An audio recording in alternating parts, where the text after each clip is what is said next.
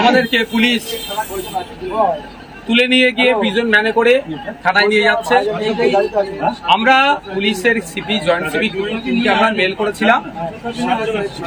আমরা মেল করেছিলাম যে আমরা 20 তারিখ থেকে 27 তারিখ পর্যন্ত আমরা কলকাতাতে একটা ওবিসি যে নতুন ওবিসি ওয়াকফ সংশোধনী আইন 2025 বাতিলের দাবি নিয়ে ওবিসি নিয়ে যে পিছড়ে বর্গের হিন্দু আর মুসলমানদের মধ্যে যে জলঘোলা চলছে, প্রকৃত পিছড়ে বর্গের হিন্দু প্রকৃত পিছড়ে বর্গের মুসলমান যে ওবিসি থেকে বেনিফিট পাবে সেটা পাচ্ছে না, বারবার কোটফোট হয়ে যাচ্ছে।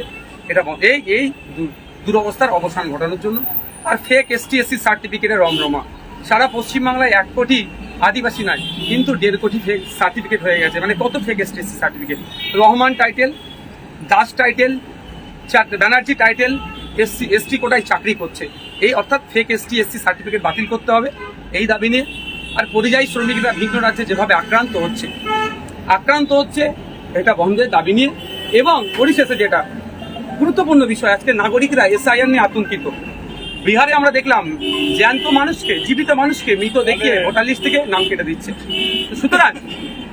সুতরাং এই SIR নিয়ে নাগরিক হয়রানি আতঙ্ক বন্ধের জন্য আজকে আমাদের কলকাতাতে মেট্রো চ্যানেলে আমাদের একটা ধর্ণা মঞ্চ ছিল 20 থেকে 27। আজকে যখন আমরা টিপু সুলতান থেকে বার হচ্ছিলাম, তিনি DC 3 স্যার আরো সাহেবরা যিনি ছিলেন এসেছিলেন। আমরা বললাম তাদেরকে যে আপনারা যে যেখানটায় আমাদের জায়গা দেবেন সেখানেই আমরা বসবো। তখন বললো যে মেট্রোর জায়গায় আমরা বসতে পারবেন না। আমরা তাহলে ওয়াই চ্যানেল বা টিপু সুলতানের ওখানেই আমাদেরকে 7 দিনের দিয়ে দেন, আমরা এখানেই থাকবো। আপনার যে ব্যারিকেড লাগিয়ে দেবেন ব্যারিকেডের বাইরে একটা মানুষই যাবে না। কিন্তু দুর্ভাগ্য আমাদেরকে সেটা অ্যালাউ করলো না। আমরা যখন এগিয়ে আসতে যাচ্ছিলাম বিশাল পুলিশ বাহিনী আমাদের আটকাচ্ছিল।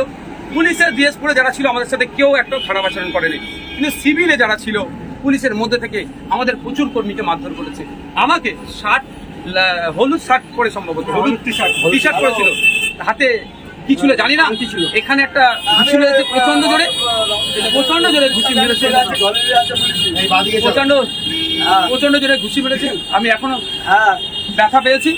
তো আমাদেরকে এখন নিয়ে এসছে। বাংলার মানুষকে বলবো, আন্দোলনটা বিজেপির বিরুদ্ধে, আন্দোলনটা শুভেন্দু অধিকারীদের বিরুদ্ধে। তারপরেও কেন আমাদেরকে রাজ্যের মুখ্যমন্ত্রী আন্দোলন করতে দিচ্ছে না? উনি হুমকি দিচ্ছেন পশ্চিমবাংলায় যে ওয়াকফ নিয়ে আন্দোলন করবে তাকে ডেকে দেবে। আমরাও কথা দিচ্ছি আমাদেরকে যে গ্রেফতার করেছে যখনই ছাড়বো আমরা যে ওই মঞ্চে আবার ধর্ণা মঞ্চে বসবো। বাংলার মানুষকে বলবো, আপনারা এই পুলিশ আচরণের, এই মমতা ব্যানার্জির এই আচরণের আপনারা বিরোধিতা করুন, এর বিরুদ্ধে কথা বলুন। একদিকে যেমন ওয়াকফকে বাঁচাতে হবে, ও অপরদিকে SIR নিয়ে যে আতঙ্কিত তৈরি হচ্ছে এটাকে ঘুচাতে হবে। আপনারা ঐক্যবদ্ধ হন। এই ফ্যাসিস্ট সরকার, দুর্নীতিগ্রস্ত সরকারের বিরুদ্ধে, স্বৈরাচারী সরকারের বিরুদ্ধে আমাদের আন্দোলন জারি থাকবে। জানি না আমার এখন যা লেগেছে, হয়তো আমাকে হসপিটালাইজ হতে পারে, প্রচন্ড লেগেছে আমাকে। তারপরে বলবো, যারা বাইরে আছেন কেউ আইন হাতে তুলে নেবেন না, শান্তিপূর্ণভাবে আপনারা থাকবেন, মাথা ঠান্ডা করে থাকবেন।